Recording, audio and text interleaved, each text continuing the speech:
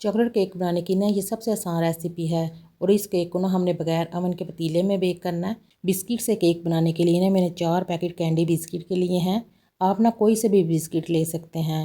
अब इसके ऊपर 3 टेबलस्पून चीनी, 3 टेबलस्पून ऑयल, 3 अंडे और आधा कप नीम गर्म दूध डालकर ना इसे मिक्स कर लें और इसको कवर करने के बाद ना 10 मिनट के लिए रख दें।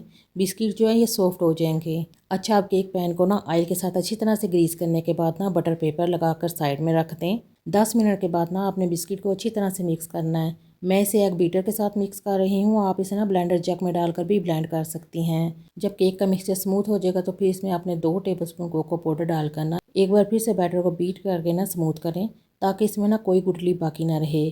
अब इसमें 1 teaspoon vanilla essence, 1 teaspoon baking powder, 1 teaspoon baking soda डालकर ना इसे एक बार फिर से मिक्स करें।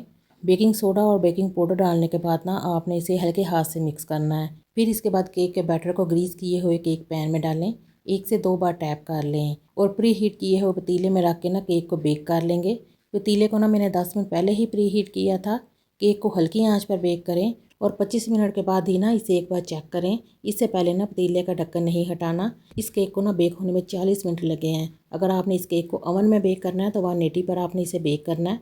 20 से 25 मिनट लगेंगे और 10 मिनट पहले ना आपने ओवन को प्री हीट भी ज़रूर करना है। टूथपिक से ना केक को चेक करके निकाल लें। केक जब ठंडा होगा तो फिर इसे काटें। बहुत ही सॉफ्ट और बहुत मज़े का ये चॉकलेट केक बनेगा। आप लोग ना एक बार इस रेसिपी को ज़रूर ट्राई करना।